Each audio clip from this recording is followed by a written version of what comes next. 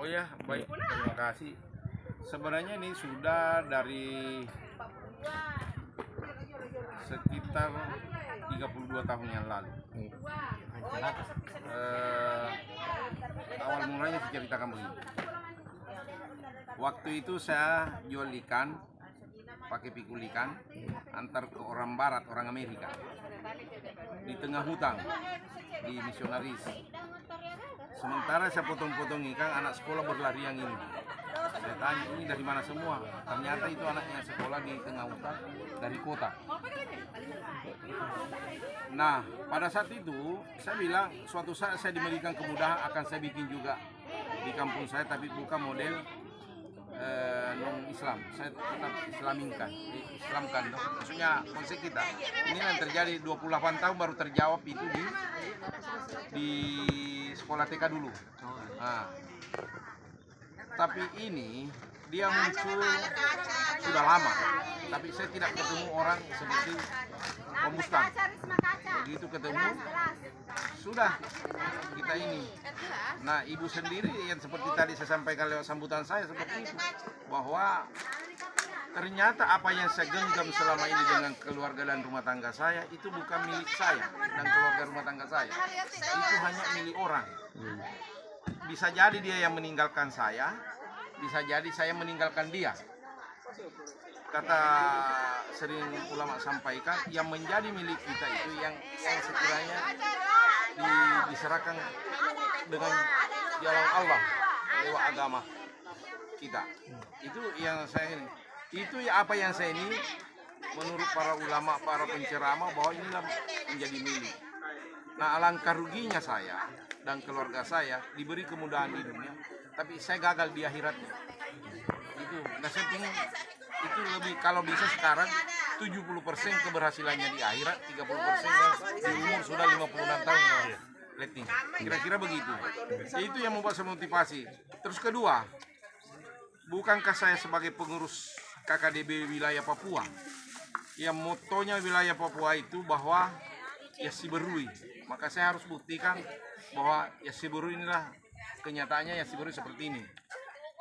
Kedua, moto juga perantau itu sebagai orang baru asli, dan mungkin orang-orang di Sulawesi Selatan juga seperti sama motonya, loka sapa deceng, mape deceng kurang di kampung natawe, tapi lisu mapai ka deceng di kampung nah. Inilah yang saya lakukan. Konsepnya di situ aja, tidak ada, dan semua ini lillahi ta'ala. Itu ini adalah, makanya kita sekarang punya background ekspedisi akhirat, manajemen langit. Nah, ternyata apa yang saya lakukan itu, saya bikin ekspedisi akhirat, habis kunjungan saya dari Jawa dengan manajemen langit, bukan lagi saya kejar pasar yang akan mengejar kita. Artinya saya kuasai ini pasarnya, nanti pasar yang akan kejar kita. Artinya saya tidak lagi kejar rezeki, tapi rezeki sepertinya yang mengejar saya. Karena Allah Maha tahu bahwa ini, setelah saya ikuti pengajian-pengajian, ternyata memang sudah ada konsep itu. Uruslah agamanya Allah dengan baik, maka Allah lebih sungguh-sungguh mengurus kamu. Malu Allah katanya itu kalau dia tidak urus kamu dengan baik, melebihi dari apa yang kau urus tentang agamanya Allah. Ini yang saya lakukan sebenarnya konsep. Tidak ada nuansa lain dan betul-betul lillahi ta'ala. Terus selanjutnya, keberkahan itu, keberhasilan itu, puncak keberhasilan ketika kau patuh kepada orang tuamu, kau dahulukan kasih sayangmu kepada orang tuamu dibanding yang lainnya selain Allah. Makanya lihat saya punya pergerakan. Tadi saya sampaikan mertuanya alhamdulillah sudah 4 kali umrah, saya baru 1 kali. Habis sudah mertua saya, karena orang tua saya sudah meninggal. Jadi satu-satunya jalan orang tua saya harus libatkan sebagai wakil di mana-mana. Itu konsepnya. Kalau dibilang Aji Karing, biarlah Aji Karing dikatakan biasa-biasa di tanah rantau, tapi harus kembali ke baru menjadi luar biasa. Biarlah Aji Karing tidak punya kapal pesiar di tanah rantau, tapi kembali ke baru harus melebihi dari yang punya kapal pesiar. Itu kira-kira. Itu target saya. Kita begitu.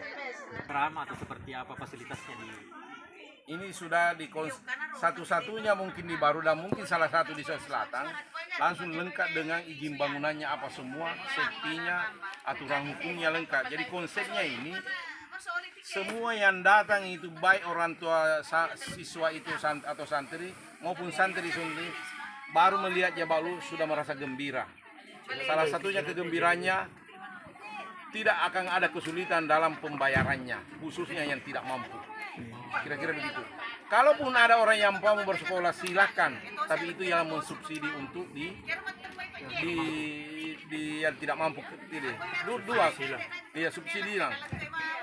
Selanjutnya hasil studi banding saya di Mojokerto Pacet itu ada pondok yang luar biasa hebatnya dengan modal dasarnya cuma 2 hektar, omsetnya sudah 6 miliar per bulan.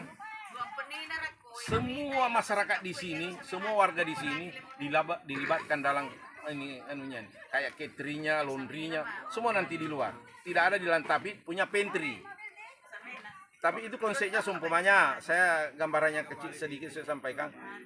Kita konsep seumpamanya kita survei dulu, analisa.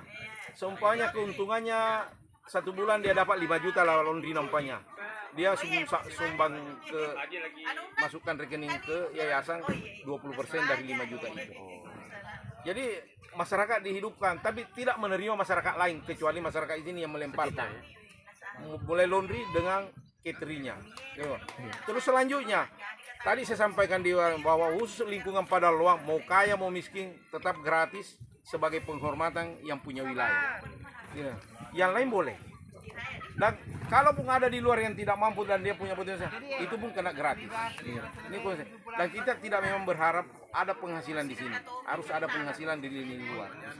Salah satu menjadi masanya. Kira-kira begitu. Minimal 1 kelas SMA. Yang saya mau tanyakan, adakah kriteria khusus masalah nanti tenaga pendidik? Apakah misalnya terbagi misalnya, karena kita tahu di baru sekarang kan susah sekali Pak untuk pekerjaan. Apakah ada persentase untuk tenaga pendidiknya itu dari baru sekian persen atau memang yang pasti prioritas utama dan prioritas unggulan orang baru itu sendiri itu, tetapi harus ada sesuai dengan kriteria karena ini kan dibikin percontohan ya sekolah unggulan karena targetnya ini begitu keluar dari sekolah ini sudah bisa mampu berusaha sendiri, sudah mampu menciptakan lapangan kerja, bukan mencari pekerjaan. Makanya tadi ada bahasa saya mengatakan 60-70% praktisinya. Bukankah dulu Kaisar Jepang mengatakan beberapa tahun yang lalu mengatakan beberapa ratus tahun yang lalu mengatakan Kaisar Jepang perbanyak belajar. Tapi beberapa tahun ratus kemudian Kaisar Jepang sendiri melanjutkan generasi mengatakan kurangi belajar, perbanyak praktiknya di lapangan. Kurangi eksekusi, diskusi, perbanyak eksekusi. Ini yang diterapkan nanti di sini. Terus kedua, tapi kita tidak menutup kemungkinan kalau orang dari luar karena ini kan harus berjiwa entrepreneur, karakter yang mendidik. Dan satu di sini motonya, saya mau sampaikan kepada kita, guru-guru nanti yang mengabdi di sini tidak boleh anaknya sekolah di luar sejenis sepanjang ada sama kurikulumnya di sini. Karena kapan dia keluar berarti tidak yakin dan tidak percaya kualitas pelajarannya di sini kalau sekolah kangen. Dan kalau ditemukan guru-guru itu tenaga pendidiknya maka dia DDO. Tapi itu nanti ada aturan tertentu supaya kita juga tidak kena somasi hukum. Kira-kira begitu. Nah, tadi saya sudah sampaikan juga bahwa terkadang ada lembaga pendidikan keagamaan ada manuver di dalam lembaga itu sendiri. Salah satunya sudah ditentukan sama lembaga itu, tapi dia bikin manuver. Contohnya, dikumpulkan anak-anak membayar ini. Padahal itu tujuannya untuk bagaimana? Itu semua nanti, dia itu kembali ke manajemen. Dalam taat pada perintah manajemen, maka dia tidak berhak untuk bertahan di sini. Saya sendiri, ada anak saya kalau tidak profesional, tidak bisa masuk. Tapi ketika anak saya profesional, maka layak untuk diperjuangkan juga untuk di sini untuk jadi guru, jangan apa ke depannya itu. Jadi ini profesional. Jadi saya mau katakan, sekalipun kita NU, tapi saya memakai konsep ilmunya itu Muhammadiyah. Bukankah Muhammadiyah sekarang manajemennya itu sudah 74 triliun, 74 atau 740, 74 triliun itu asetnya. Karena dia manajemennya profesional. Itu gambaran kita. Tapi ini semua bisa tercapai dengan kebersamaan, keterlibatan. Tak ada mempunyai jikarin tanpa didukung dari semua ini. Termasuk doa-doa tak semua. Karena ini betul-betul ya si Buru saya mau tunjukkan di sini. makanya tadi Pak Bupati sampaikan tidak seperti apa yang dia bayangkan waktu saya cerita di ruangannya kan. Tadinya itu pikirannya sudah penerima. Nah memang harus target ini. Saya yakin insya Allah bisa. Karena kenapa? Saya berani berkata demikian karena tadi saya ada tegis kita Mas, Pak Dr. Kamarudin, Pembustang, Haji Karim. Masih ada satu, Allah di situ. Dia menghimpun kita semua di situ. Luar biasa. Itu targetnya. Katakan bahwa bisa. Kami sudah planning. Ada perusahaan yang kami sudah untuk persiapkan untuk masuk ke ini. Maka saya serahkan kepada Allah, itu adalah perusahaan untuk Jabal Luhur. Maka Allah yang jaga kami semua dan termasuk kita semua. Itu konsepnya tuh. Kan dari luar daerah. Nah, itu lagi. Kalau saya pribadi tidak masuk dalam kontes itu karena saya bukan ahli pendidik. Ini Dr. Kamarudin di wilayahnya itu. Tetapi perlu diketahui, saya sebagai entrepreneur pasti saya datangkan relasi dan mitra saya sebagai narasumber. Contohnya, ketika nanti ini saya akan datangkan relasi saya yang dari Singapura. Dia juga orang Muslim. Saya akan datangkan untuk bagaimana bisa merajai penerbangan di Singapura sampai ke Asia.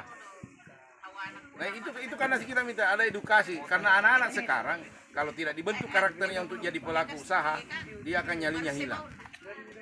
Kalau cuma saya mau kasih contoh, banyak hafiz Al-Quran tiba-tiba di DO dari jadi imam di Papua, bermasalah pengurusnya, imannya jadi korban. Karena imannya tidak punya jiwa entrepreneur, maka dia paling kerjanya pergi ojek. Miris rasanya seorang Haji Karim melihat warga baru di sana hafiz Al-Quran jadi tukang ojek. Ini semuanya muncul konsep-konsep ini semua sebenarnya. Saya mau katakan Atira hebat, tapi ada konsep bisnisnya. Bayangkan Atira itu bayar 5 juta sekian per bulan. Kalau ini tidak, jauh lebih besar bisnis akhiratnya daripada dunianya. Di Pangke itu begitu, jauh lebih besar bisnisnya. Tapi kembali lagi, ingatkan saya, ingatkan Pembustang, ingatkan Pak Dr. Kamarudin, karena kami tidak boleh banyak pintu. Pintu pengadaan begini, Haji Karim yang tahu. Pintu tata ruang, Pembustang yang tahu. Pintu pendidikan itu. Jadi kalau kau tanya, saya bisa memberikan saja seperti itu. Kira-kira begitu. Kalau Pak Ji, target siswanya nanti dan cara perekrutannya nanti itu, karena banyak saya lihat yayasan yang lain di Baru. Inilah kan ada modern di sini. Ada modern. Dilihat saja konsep bangunannya sudah daya tariknya luar biasa. Dan itu kan tadi saya sudah sampaikan. Baru dia modelnya Jawa sudah gembira orangnya. Dan nanti di depan sana itu sebelum pintu naik ada itu zona netral dengan warna. Ya tahu.